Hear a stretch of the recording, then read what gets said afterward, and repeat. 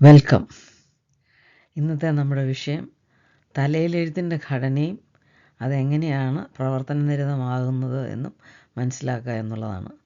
Script, structure and process.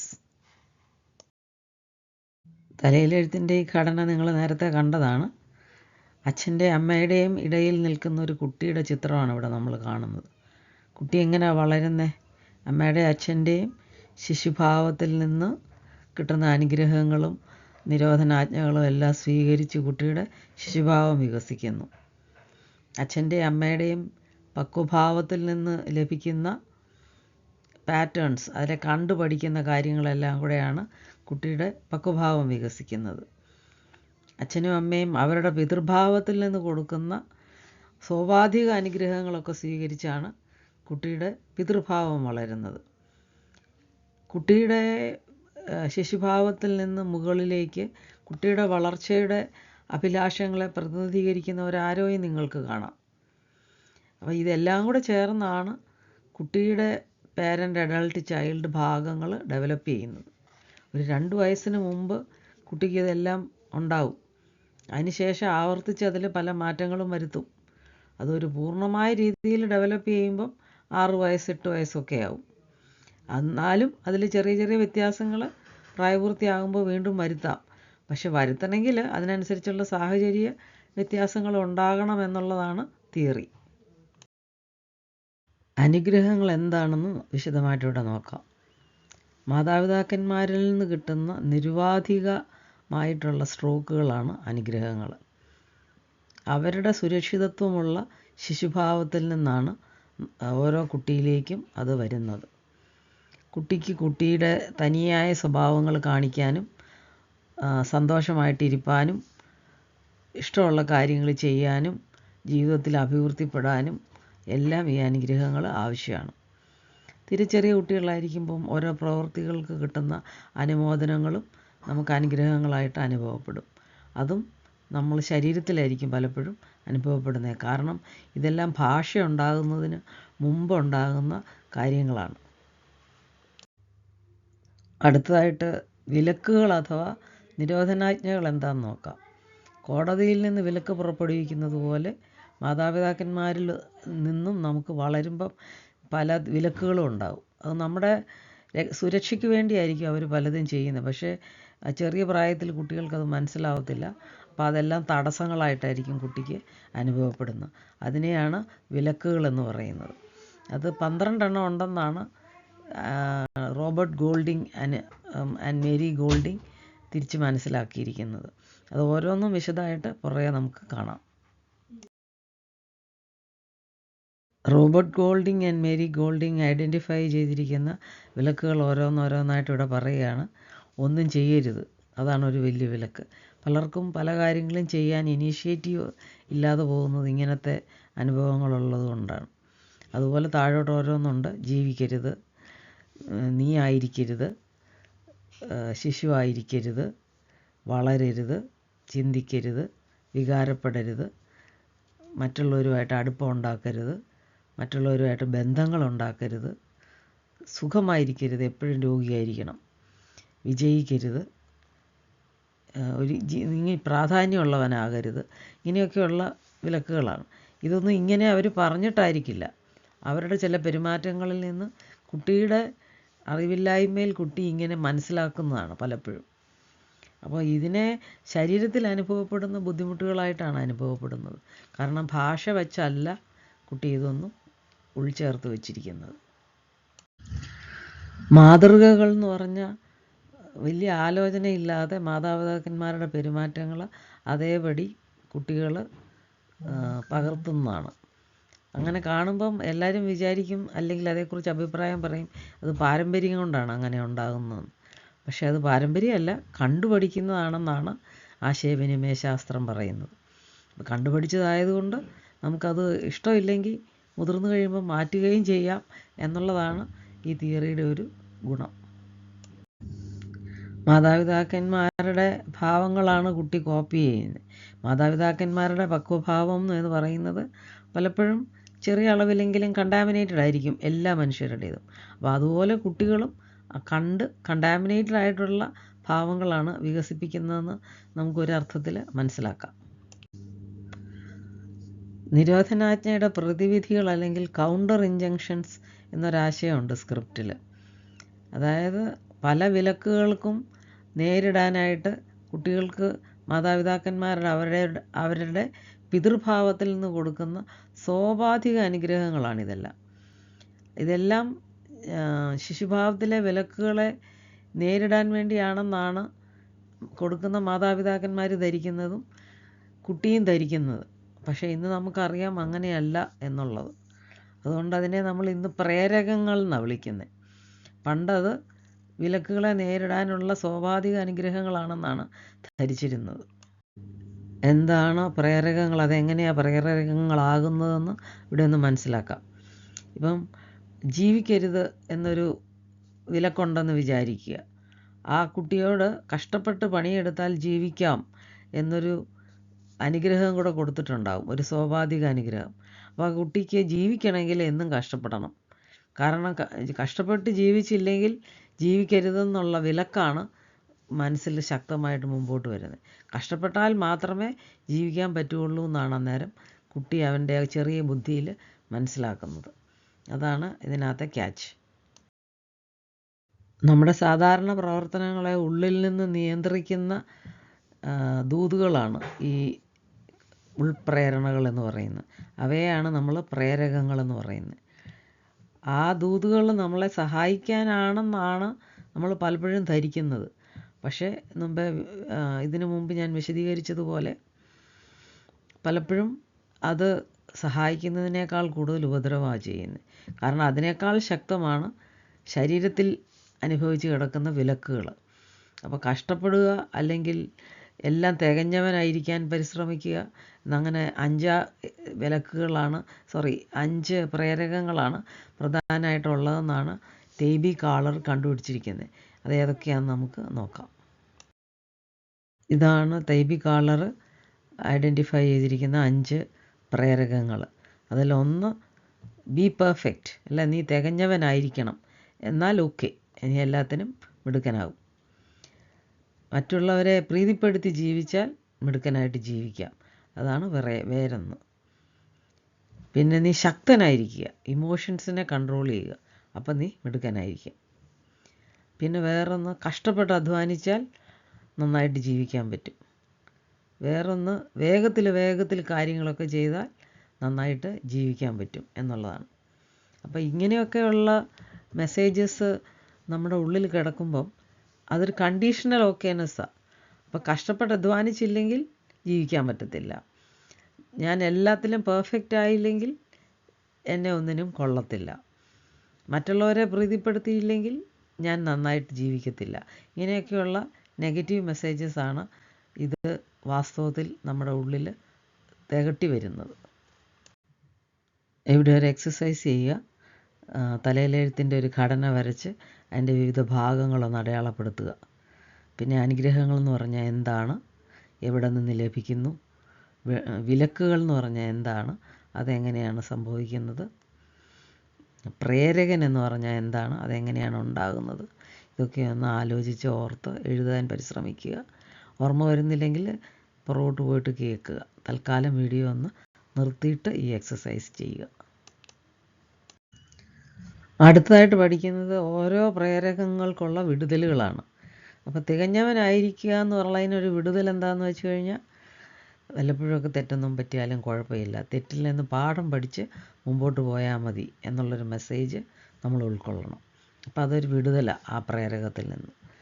മറ്റുള്ളവരെ പ്രീതിപ്പെടുത്തുക എന്നുള്ള പ്രേരകത്തിനുള്ളൊരു വിടുതൽ മറ്റുള്ളവരെ അല്ല, നിൻ്റെ സ്വയം സന്തോഷത്തിനും നിനക്കിഷ്ടമുണ്ടാകാൻ വേണ്ടിയിട്ടും കാര്യങ്ങളൊക്കെ ചെയ്യുന്നത് നല്ലത് തന്നെയാണ് എന്നുള്ളൊരു മെസ്സേജ് കേൾക്കണം.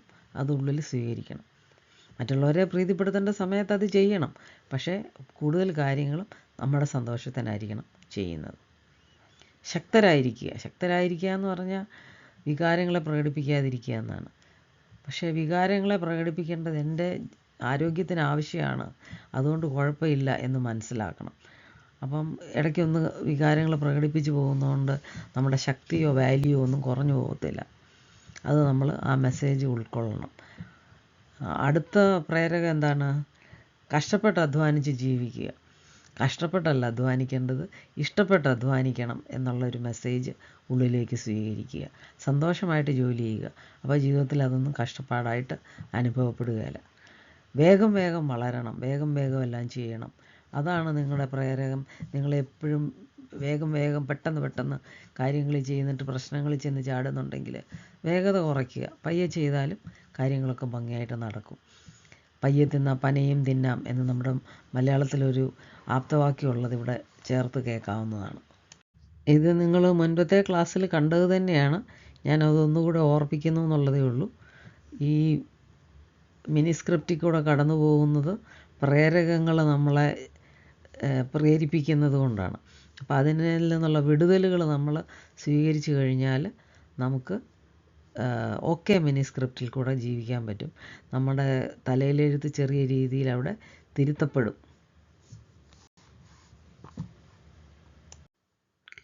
നിങ്ങളുടെ പ്രേരകൻ എന്താണെന്ന് നിങ്ങൾ ഐഡൻറ്റിഫൈ ചെയ്ത് കഴിഞ്ഞാൽ അതിൽ ഓരോ പ്രേരകങ്ങൾക്കും ഉള്ള വിടുതൽ നിങ്ങൾ ആ ടേബിളിൽ നിന്ന് കണ്ടെത്തുക, അത് കൊടുക്കുക. അതനുസരിച്ച് നിങ്ങൾക്കുണ്ടായ ബുദ്ധിമുട്ടുള്ള സംഭവങ്ങളെ എങ്ങനെ മാറ്റം വരുമെന്ന് വിഭാവനം ചെയ്യുക. അപ്പോൾ നിങ്ങൾക്ക് അതിൽ നിന്നുള്ള വിടുതലും സന്തോഷമുള്ളവനായിട്ടിരിക്കുന്നതും കാണാൻ സാധിക്കും. അതെങ്ങനെ സംഭവിക്കുന്നു എന്നുള്ളതിൻ്റെ ഒരു ചിത്രമാണിത്. തലയിലെഴുത്തെഴുതിയാൽ എന്തായിരിക്കും നമുക്ക് ജീവിതത്തിൽ സംഭവിക്കുക എന്ന് ഒരു ഫൈനൽ ഔട്ട്കം തീരുമാനിക്കുന്നുണ്ട്. അതിനനുസരിച്ച് 3 തരം തലയിലെഴുത്തുകളുണ്ട്. ഇത് നിങ്ങൾ നേരത്തെ പഠിച്ചതാണ്, ഞാൻ ഒന്നുകൂടെ ഓർമ്മിപ്പിക്കുന്നു എന്നുള്ളതേ ഉള്ളൂ. ലഭിക്കണമെന്ന് ആഗ്രഹിക്കുന്ന കാര്യങ്ങൾ ലഭിക്കുകയും ചുറ്റുമുള്ളവരുമായിട്ട് നല്ല ബന്ധം ഉണ്ടാക്കുകയും ചെയ്യുന്ന ആൾ വിജയിയാണ്. ലഭിക്കണമെന്ന് ആഗ്രഹിക്കുന്ന കാര്യങ്ങൾ ലഭിച്ചാലും നല്ല ബന്ധങ്ങൾ ഉണ്ടാക്കാൻ കഴിഞ്ഞിട്ടില്ലെങ്കിൽ, സന്തോഷമായിട്ട് ജീവിക്കാൻ കഴിഞ്ഞിട്ടില്ലെങ്കിൽ പരാജിതനാണെന്ന് തന്നെ പറയേണ്ടി വരും. അതുപോലെ ആഗ്രഹങ്ങൾ സാധിച്ചില്ലെങ്കിലും പരാജിതനാണ്. ഇതൊന്നും പ്രശ്നമല്ല. കിട്ടിയാലും ശരി, കിട്ടിയില്ലെങ്കിലും ശരി, എങ്ങനെയെങ്കിലും ജീവിച്ചാൽ മതി എന്ന് വിചാരിക്കുന്നവരാണ് നിർഗുണന്മാരാണെന്ന് നമ്മൾ പറയുന്നത്. അതുകൊണ്ട് എല്ലാവരും ചില മേഖലകളിലൊക്കെ വിജയികളും ചില മേഖലകളിൽ പരാജിതരും ചില മേഖലകളിൽ നിർഗുണന്മാരുമായിരിക്കും എന്നുള്ളതാണ് ഒരു പൊതുതത്വം. എല്ലാം തികഞ്ഞവരായ മനുഷ്യരെ ആരെയും നമുക്ക് ലോകത്തിൽ കാണാൻ കിട്ടത്തില്ല. പക്ഷേ പ്രധാനപ്പെട്ട സംഭവങ്ങളിൽ വിജയികളാകാൻ നമുക്ക് സാധിക്കും, നമുക്ക് തീരുമാനിക്കാൻ കഴിയും എന്നുള്ളൊരു സന്ദേശമായിരിക്കണം ഈ ക്ലാസ്സിൽ നിന്ന് നിങ്ങൾക്ക് ലഭിക്കേണ്ടത്. ഇതും നിങ്ങൾ നേരത്തെ കേട്ടത് തന്നെയാണ്, ഞാൻ ഒന്നും കൂടെ ആവർത്തിക്കുകയാണ്. തലയിലെഴുത്ത് ജീവിച്ച് തീർക്കുന്ന ജീവിത രീതിയുണ്ട്. അതനുസരിച്ച് തലയിലെഴുത്തിനെ 6 തരം ആയിട്ട് തരംതിരിച്ചിട്ടുണ്ട്. എനിക്ക് എല്ലാം ചെയ്തു കഴിയാതെ സന്തോഷിക്കാൻ പറ്റത്തില്ല, അൺടിൽ എന്ന് പറയും അങ്ങനെയുള്ള ജീവിത രീതി. എനിക്ക് സന്തോഷിച്ചു കഴിഞ്ഞാൽ തീർച്ചയായിട്ടും ദുഃഖം ഉണ്ടാവും എന്ന് വിചാരിക്കുന്നവരെ നമ്മൾ ആഫ്റ്റർ സ്ക്രിപ്റ്റ് എന്ന് പറയും. എനിക്കൊരിക്കലും സന്തോഷിക്കാൻ പറ്റത്തില്ല എന്ന് വിചാരിച്ച് ജീവിക്കുന്ന ആളുകളെ നെവർ സ്ക്രിപ്റ്റ് എന്ന് പറയും. എപ്പോഴും ഓരോരോ പ്രയാസങ്ങൾ എനിക്ക് വന്നുകൊണ്ടിരിക്കും, അതുകൊണ്ട് അലക്കൊഴിഞ്ഞിട്ട് പെണ്ണ് കെട്ടാൻ സമയമില്ല എന്നൊരു മലയാളത്തിലൊരു ചൊല്ലുണ്ട്. അതുപോഴും പറയുന്നത് പോലെയുള്ളവരെയാണ് നമ്മൾ ഓൾവേസ് എന്ന് പറയുന്നത്. ചിലർ പറയും എനിക്ക് സന്തോഷം കയ്യിൽ കിട്ടിയതായിരുന്നു പക്ഷേ നഷ്ടപ്പെട്ടു പോയി, അത് കിട്ടി പക്ഷേ കിട്ടിയില്ല. അങ്ങനെയുള്ള അനുഭവങ്ങളുള്ള ആളുകളുണ്ട്. അത് അവരവരുടെ വിശ്വാസ പ്രമാണങ്ങളാണ് എന്നുള്ളതാണ് ഇതിൽ നിന്ന് നമ്മൾ മനസ്സിലാക്കേണ്ടത്. പിന്നെ ജീവിതത്തിലെ പ്രധാന കാര്യങ്ങളൊക്കെ കഴിഞ്ഞ് റിട്ടയർഡായിട്ടൊക്കെ ഉള്ള ആളുകൾ പലപ്പോഴും വരുന്നിടത്ത് വെച്ച് കാണാം എന്നുള്ളൊരു ആറ്റിറ്റ്യൂഡിൽ ഒരു തുറന്ന മനസ്സുള്ളവരായിട്ടും കാണാറുണ്ട്. അപ്പോൾ ഈ തലയിലെഴുത്തിനെ പറ്റി പഠിക്കുമ്പോൾ അതിൻ്റെ ഏറ്റവും പ്രധാനപ്പെട്ട കാര്യം അത് തിരുത്തുക എന്നുള്ളതാണ്. അത് തിരുത്താനുള്ള മാർഗ്ഗങ്ങൾ എന്തൊക്കെയാണെന്നുള്ളതാണ് ഇപ്പോൾ ഇവിടെ ഓരോന്നോരോന്നായിട്ട് കാണിക്കുന്നത്. പലപ്പോഴായിട്ട് ഇതിന് മുമ്പുള്ള ക്ലാസ്സുകളിലൊക്കെ പഠിക്കുമ്പോൾ ആ വിഷയമായിട്ട് ബന്ധപ്പെട്ട് ഈ കാര്യങ്ങളെല്ലാം ഞാൻ നിങ്ങളോട് പറഞ്ഞിട്ടുണ്ട്. ഒരിക്കൽ കൂടെ ഒന്നുകൂടെ എല്ലാം ചേർത്ത് ഇവിടെ പറയുന്നു എന്നുള്ളതേ ഉള്ളൂ. വ്യക്തിഭാവത്തിൻ്റെ അവബോധം പ്രാക്ടീസ് ചെയ്യുക, പരസ്പരം സ്ട്രോക്ക് കൊടുക്കാനായിട്ട് പരിശീലിക്കുക, നല്ല ആശയവിനിമയം പരിശീലിക്കുക, സമയക്രമീകരണം മാറ്റുക. ഇതെല്ലാം അതിൽപ്പെടുന്ന ഓരോരോ കാര്യങ്ങളാണ്. ഇതെല്ലാം കൃത്യമായിട്ടൊന്ന് വായിച്ച് മനസ്സിലാക്കുക. വിനിമയ അപഗ്രഥന ശാസ്ത്രം കൗൺസിലിങ്ങിനും മനഃശാസ്ത്ര ചികിത്സയ്ക്ക് ഉപയോഗിക്കുന്ന സങ്കേതങ്ങളെല്ലാമാണ് നമ്മളിതിനു മുമ്പ് പഠിച്ചത്. അത് ഒന്നുകൂടെ ആവർത്തിക്കുകയാണ്. സ്ട്രോക്കുകൾ കൊടുക്കുക, അനുമോദനങ്ങൾ കൊടുക്കുക, അനുഗ്രഹങ്ങൾ കൊടുക്കുക, വ്യക്തിഭാവം അപഗ്രഥിക്കുക, ആശയവിനിമയം അപഗ്രഥിക്കുക, സമയക്രമീകരണങ്ങൾ മാറ്റുക, അംഗീകാര വിനിമയത്തിൻ്റെ രീതികൾ മാറ്റുക, ആത്മവഞ്ചനയുണ്ടെങ്കിൽ അത് മനസ്സിലാക്കി ശുദ്ധീകരിക്കുക, കണ്ടാമിനേഷൻ ഉണ്ടെങ്കിൽ അതിനെ ഡീകണ്ടാമിനേറ്റ് ചെയ്യുക. ഇതൊക്കെ വിനിമയ അപഗ്രഥന ശാസ്ത്രത്തിലെ ചികിത്സാ സങ്കേതങ്ങളാണ്.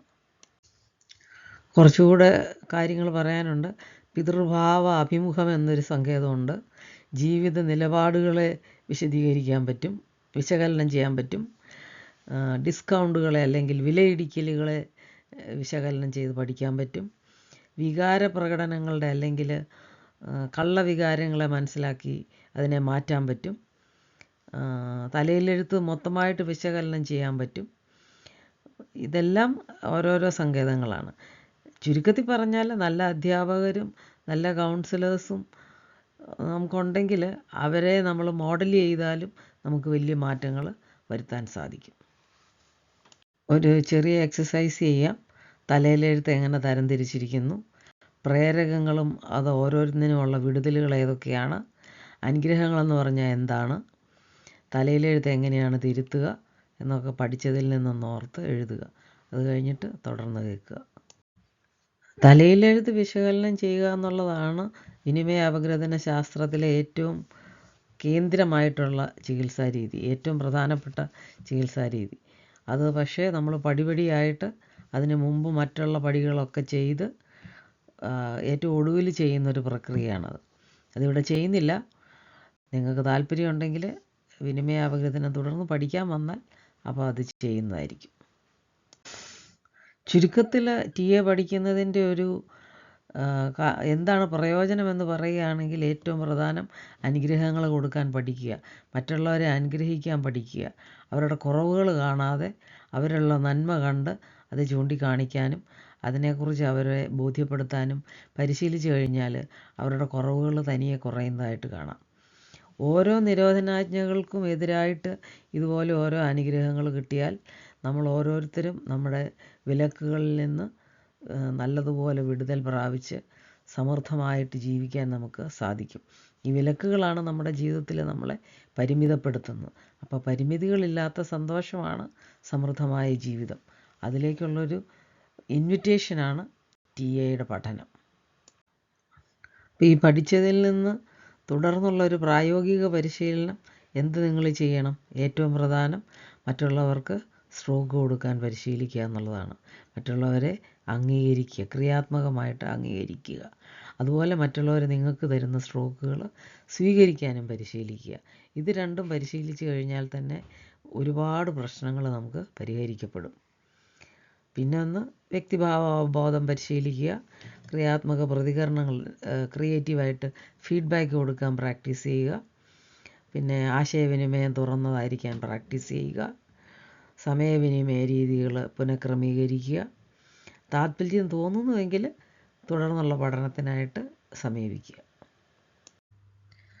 തലയിലെഴുത്തിൽ തിരുത്തൽ വരുമ്പോൾ തലയിലെഴുത്തിന് ഉണ്ടാകുന്ന ഒരു മാറ്റം ഒരു ചിത്രത്തിൽ കൂടെ ഇവിടെ കാണിക്കുകയാണ്. നമ്മൾ പഠിച്ച എല്ലാ കാര്യങ്ങളും പ്രയോഗത്തിൽ വരുത്തുമ്പോൾ ചെറിയ രീതിയിൽ തലയിലെഴുത്തിൽ വ്യത്യാസങ്ങൾ വരും. അപ്പോൾ പരിമിതപ്പെടുത്തിയിരുന്ന ഒരു കാഴ്ചപ്പാടിൽ നിന്ന് പരിമിതികളില്ലാത്ത ഒരു കാഴ്ചപ്പാടിലേക്ക് വളരാനായിട്ടുള്ള ഒരു ക്ഷണമാണ് TA പഠനം. അപ്പം ഈ പടം അതാണ് നിങ്ങളെ കാണിച്ചു തരുന്നത്. Thank you. ഒരു ക്ലാസ്സും കൂടെ ഉണ്ട്. പ്രധാനപ്പെട്ട തിയറികളെല്ലാം നമ്മൾ പഠിച്ചു കഴിഞ്ഞു. പക്ഷെ അടുത്ത ക്ലാസ്സിൽ വിനിമയ അപഗ്രഥന ശാസ്ത്രത്തിൻ്റെ ലോക സംഘടനയെക്കുറിച്ചും ലോകത്തിൻ്റെ വിവിധ ഭാഗങ്ങളിലുള്ള സംഘടനകളെക്കുറിച്ചും ഏതൊക്കെ മേഖലകളിൽ വിനിമയ അപഗ്രഥനത്തിൽ പരീക്ഷ നടത്തുന്നുണ്ട്, നിങ്ങൾക്ക് സർട്ടിഫിക്കറ്റ് ലഭിക്കും എന്നുള്ളതിനെക്കുറിച്ചൊക്കെ വിശദമായിട്ട് പറഞ്ഞു തരുന്നുണ്ട്. കൂടുതൽ പഠിക്കാൻ താല്പര്യമുള്ളവർ വിശദമായിട്ട് പഠിക്കാനായിട്ട് അഡ്വാൻസ്ഡ് ലേണിങ്ങിന് ഞാൻ ഈ അവസരത്തെ ക്ഷണിക്കുകയും ചെയ്യുകയാണ്.